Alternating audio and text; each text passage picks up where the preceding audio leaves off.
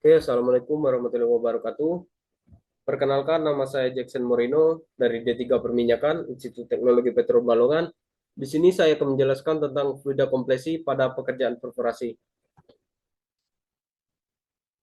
Di sini ada tiga pembahasan dari materi kali ini. Yang pertama ada fluida kompresi, yang kedua perforasi, dan yang ketiga atau yang paling penting peran dan sistematis fluida kompresi pada pekerjaan perforasi. Kita masuk ke teori dasar tentang fluida kompresi. Apa itu fluida kompresi? Fluida kompresi merupakan cairan khusus yang dirancang bersih dan stabil digunakan selama operasi penyelesaian sumur atau well compression, termasuk pekerjaan perforasi, untuk mengisi sumur tanpa merusak formasi produktif. Jenis-jenis dari fluida kompresi ini ada tiga, yaitu brine atau air garam, yaitu jenis yang paling umum, terbuat dari garam, KCl, NaCl atau natrium klorida, CaBr, kalsium bromida, dan zin bromida yang dilarutkan ke dalam air. Keunggulan dari jenis ini yaitu dia jernih, bebas padatan, dan densitasnya dapat diatur dengan jenis dan konsentrasi garam. Tetapi juga memiliki kekurangan, yaitu pada saat suhu tinggi dapat menyebabkan korosi atau karat pada peralatan. Dan biayanya mahal untuk densitas tinggi karena dia menggunakan garam jenis zin bromid. Yang kedua ada oil based fluid, fluida berbasis minyak, di mana jenis ini digunakan pada formasi yang sangat sensitif terhadap air. Yang dimaksud sangat sensitif terhadap air yaitu di dalam formasi itu terdapat mineral lempung yaitu clay, di mana si clay ini ketika bersentuhan dengan air akan bereaksi atau mengembang. Keunggulannya yaitu tidak akan menyebabkan clay swelling, dan kekurangannya biasanya biayanya sangat mahal, resiko kebakaran, dan masalah terhadap lingkungan. Dan yang terakhir ada gasified fluid atau fluida bergas. Jenis ini merupakan campuran dari brine atau minyak dengan nitrogen ataupun karbon dioksida CO2. Jenis ini digunakan pada formasi dengan tekanan sangat rendah untuk menciptakan kondisi underbalance. Selanjutnya teori dasar tentang perforasi. Perforasi adalah proses melubangi casing dan semen interval zona produktif untuk membentuk jalur komunikasi antar formasi reservoir dan produksi dan sumur, sehingga fluida reservoir seperti minyak, gas, atau air dapat mengalir ke dalam lubang sumur. Tujuan dari perforasi yang pertama menciptakan jalur alir yang bersih dan memiliki konduktivitas tinggi. Maksudnya adalah ini dengan melubangi formasi sehingga dapat menciptakan jalur alir bagi minyak yang terdapat pada formasi ini.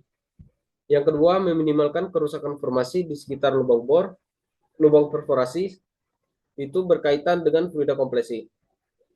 Yang ketiga, mencapai distribusi lubang perforasi yang merata dan sesuai desain. Yang keempat, mengoptimalkan laju produksi dan perolehan minyak. Metode dari perforasi ini ada dua, yaitu overbalance dan underbalance. Overbalance itu yaitu metode di mana tekanan hidrostatis kolom fluida ini lebih besar dibanding dengan tekanan formasi. Tapi metode ini menurut penelitian itu kurang menguntungkan karena ketika ini diperforasi itu akan fluida kompresi ini akan masuk ke dalam langsung masuk ke dalam lubang perforasi ini, sehingga sisa-sisa debris itu padatan seperti padatan semen atau padatan logam dari casing akan langsung masuk ke dalam formasi, sehingga berpotensi besar menyebabkan kerusakan formasi. Yang kedua, underbalance. Underbalance itu perforasi underbalance itu di mana tekanan kolom hidrostatis fluida kompresi ini lebih kecil dibanding dengan tekanan formasi. Metode ini dinilai lebih efektif karena aliran balik akan langsung masuk aliran balik dari dalam formasi ini akan langsung masuk ke dalam lubang sumur, sehingga sisa-sisa debris ini tadi akan langsung masuk ke dalam lubang sumur dan dibersihkan oleh fluida kompresi. Tetapi metode ini memiliki harus memiliki fasilitas dan keselamatan yang ketat.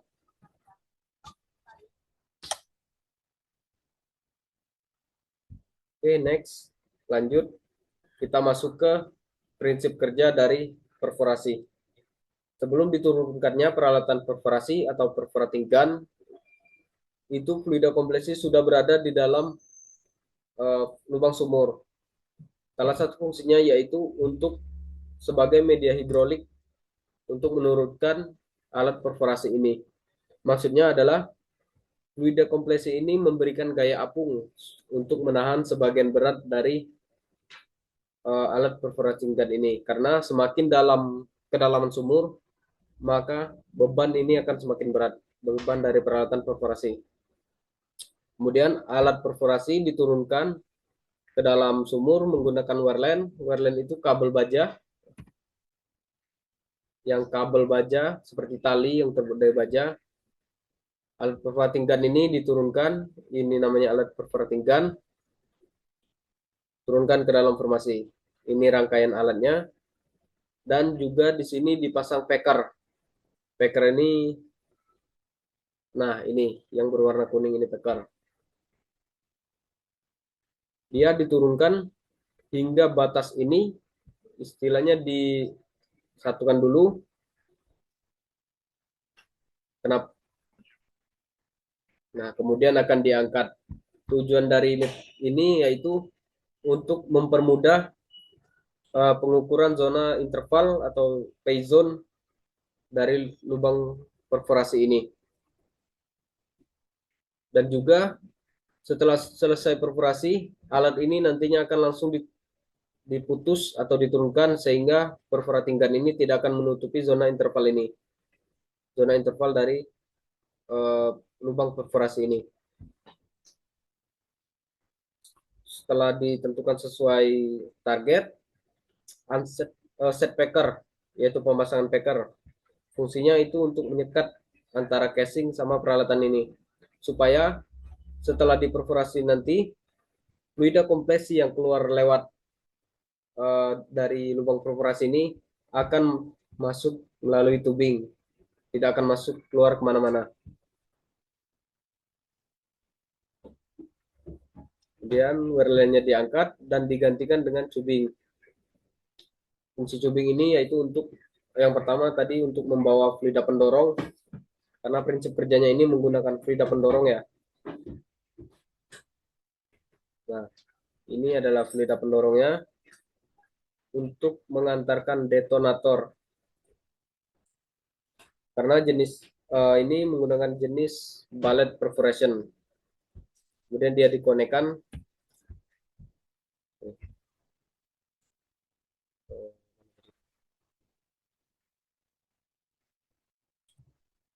Nah,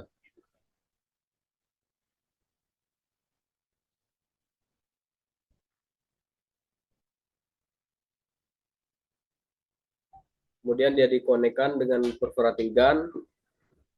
Fluida kompresi ini, fluida pendorong ini nantinya akan mendorong detonator, sehingga detonator itu akan menghasilkan tekanan pada bubuk mesiu. Nah, ini detonatornya.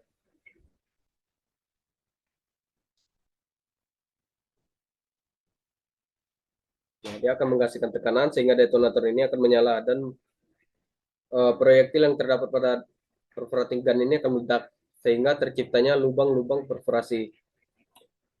Ini tadi seperti yang saya bilang menggunakan metode bullet perforation. Bullet perforation ini dia menggunakan bubuk mesiu dan proyektil sebagai peluru ledaknya.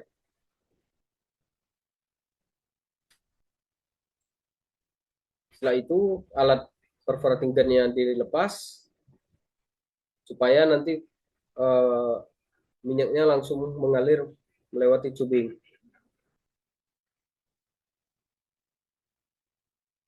Setelah diperforasi, minyaknya akan langsung masuk ke dalam tubing. Fungsi packer tadi ini ya untuk memblok jalur ini supaya minyaknya hanya masuk lewat tubing ini. Itu untuk metode dari prinsip kerja dari perforasi.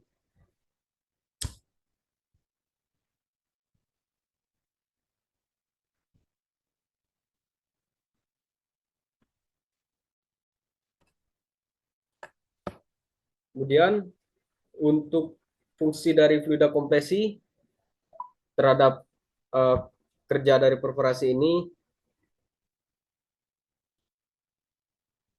yang pertama itu sebagai pressure control. Apa maksudnya? Yaitu untuk menjaga tekanan atau menyeimbangkan tekanan antara tekanan formasi dengan tekanan lubang sumur.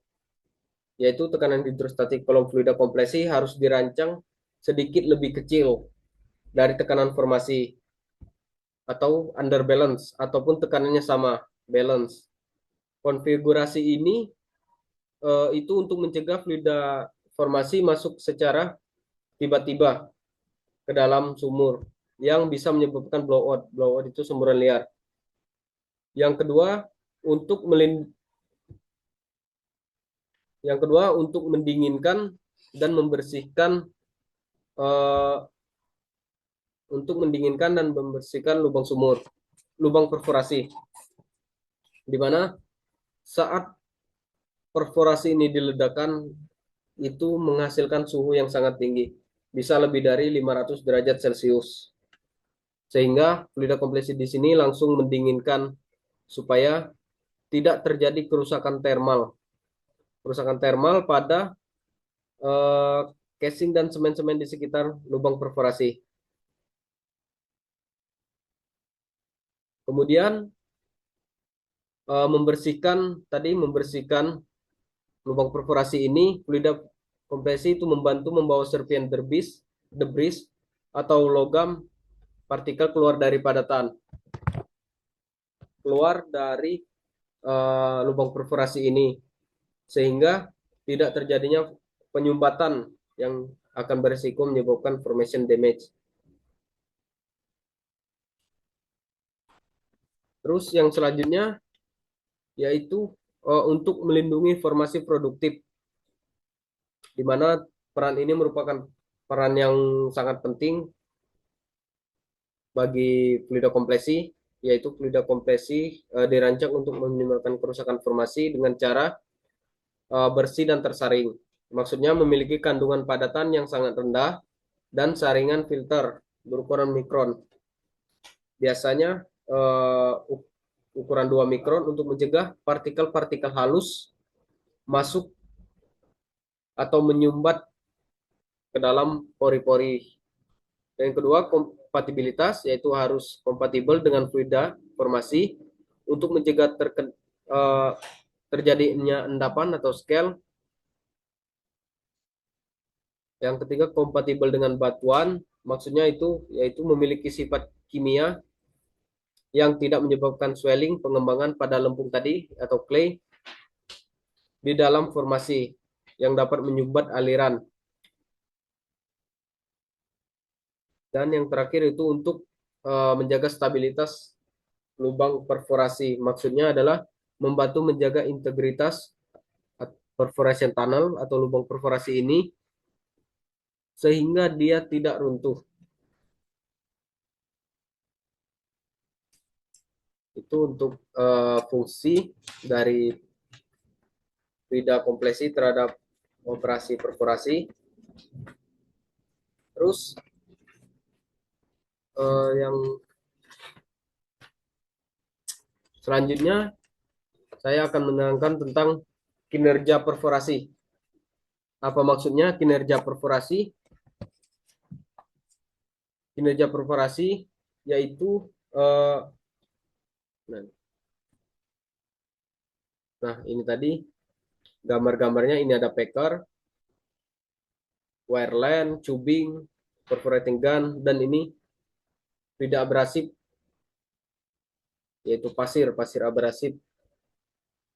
Ini dengan digunakan pada metode hidrolik perforation.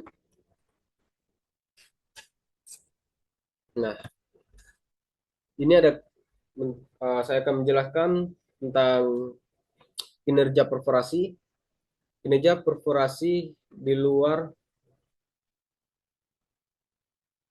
kinerja perforasi diukur dari kualitas perforation tunnel atau lubang perforasi ini yang terbentuk. Parameter utama dalam pengukuran ini ada 3, yaitu depth of penetration, yaitu seberapa dalam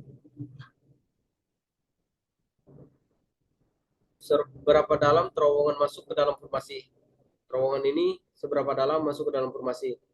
Yang kedua, diameter lubang, yaitu seberapa besar diameter lubang yang terdapat pada formasi. Dan yang ketiga, itu tunnel clean lines atau kebersihan lubang perforasi, yaitu tingkat kebersihan lubang perforasi dari debris seperti semen, serpihan logam, dan partikel padatan lainnya. Terowongan yang bersih, lubang perforasi yang bersih memiliki konduktivitas aliran yang tinggi sehingga fluida formasi ini akan mudah mengalir. Nah, selanjutnya saya akan menjelaskan sumber kerusakan formasi yang disebabkan oleh fluida kompresi. Apa aja itu? Yang pertama ada plugging. Plugging itu partikel halus dengan fluida dalam fluida menyumbat pori yang menyumbat pori-pori formasi sehingga hidrokarbon yang diformasi tidak dapat mengalir. Itulah kenapa tadi fluida kompresi itu harus bebas padatan supaya dia tidak menyebabkan plugging pada formasi ini. Dan yang kedua, clay swelling, yaitu tadi reaksi air terhadap mineral lempung atau clay di dalam formasi yang menyebabkan pengembangan atau penyumbatan. Yang ketiga, ketidakkompatibelan fluida, yaitu reaksi antar fluida kompresi dan fluida formasi yang membentuk endapan atau scale ataupun emulsi. Maksudnya adalah ketika dilakukan operasi perforasi, fluida kompresi ini akan langsung bertemu dengan fluida formasi. Nah, itu kita bagaimana ngedesainnya supaya tidak terjadi reaksi sehingga pengendapan akan dapat dihindarkan. Dan yang terakhir itu water block. Water block itu peningkatan saturasi air di sekitar lubang perforasi yang mengurangi permeabilitas minyak atau gas. Maksudnya adalah air formasi yang air formasi itu memblokir pori-pori batuan sehingga minyak dan gas itu sulit mengalir. Demi menghindari kerusakan formasi, diperlukan pemilihan fluida kompresi yang baik dan sesuai dengan kondisi sumur. Parameter-parameter yang perlu dipertimbangkan pada pemilihan fluida kompresi ini ada 6, yaitu yang pertama kepadatan atau density, yaitu perlu dioptimalkan untuk mencapai tekanan hidrostatis yang sesuai dengan strategi under balance atau balance sesuai dengan yang direncanakan. Yang kedua, kompatibilitas formasi, yaitu pemilihan jenis brine, misalnya KCl untuk menghambat mengembangnya clay, dan inhibitor yang sesuai. Apa itu inhibitor? Inhibitor itu adiktif yang digunakan untuk mineral clay, di mana dia itu akan memblok pori-pori dari clay tersebut sehingga air tidak akan bisa masuk dan clay juga tidak akan mengembang. Yang ketiga, kompatibilitas fluida, yaitu memastikan tidak ada reaksi pengendapan ketika fluida kompresi ini bertemu dengan fluida formasi. Yang keempat, filtrat dan kandungan padatan. Maksudnya adalah minimalkan kandungan padatan dan penggunaan sistem penyaringan berukuran mikron supaya dia tidak menyebabkan endapan atau scale. Yang kelima, stabilitas termal dan kimia, yaitu fluida kompresi harus dirancang stabil pada kondisi dan tekanan bottom hole temperature and bottom hole pressure pada sumur target. Dan yang terakhir yaitu tentu saja biaya atau cost effectiveness, yaitu memilih fluida yang memenuhi syarat teknis dengan biaya yang efisien. Oke, tadi merupakan parameter optimasi fluida kompresi. Goals dari operasi perforasi ini atau tujuan akhir dari operasi perforasi ini adalah membuka jalur aliran yang optimal Fluida kompresi ini bertindak sebagai perantara antara sumur dan formasi. Jika fluida kompresi ini bersih dan tidak merusak, maka komunikasi awalnya akan baik, yang ditandai dengan productivity index atau PI yang tinggi. PI itu atau productivity index itu nilai yang menunjukkan kemampuan fluida untuk mengalirkan hidrokarbon. Dan skin factor yang rendah. Skin factor itu nilai yang menunjukkan sedikitnya kerusakan formasi. Ketika skin faktornya itu kecil atau nol dan productivity indeksnya besar, maka laju alir minyak itu akan semakin bagus karena tidak adanya kerusakan formasi yang terjadi akibat dari fluida kompresi ini, dari operasi perforasi. Itu ada kesimpulan. Yang pertama, pada saat akan dilakukannya operasi perforasi, fluida kompresi berperan sebagai media kontrol tekanan yang tidak merusak selama eh, selama proses kritis dalam mempersiapkan sumber produksi. Yang kedua, fluida kompresi dalam pekerjaan perforasi bukan sekedar pengisi sumur. Perannya adalah multifungsi dan kritis, yaitu mencakup keselamatan untuk kontrol sumur, media untuk menciptakan lubang perforasi yang bersih dan konduktif, dan sebagai media pelindung formasi produktif dari kerusakan yang dapat menurunkan produktivitas sumur secara permanen. Dan yang terakhir, pemilihan dan perencanaan fluida kompresi yang tepat disesuaikan dengan kondisi formasi dan strategi formasi, entah itu underbalance ataupun overbalance, merupakan faktor penentu kesuksesan kompresi sumur. Jadi pemilihan fluida ini merupakan hal yang paling penting, yang disesuaikan dengan kondisi sumur, problem sumur, dan karakteristik sumur tersebut. Sehingga nantinya pada saat pemilihan fluida kompresi ini, pada saat operasi perforasi itu tidak akan menyebabkan kerusakan formasi yang lebih lanjut.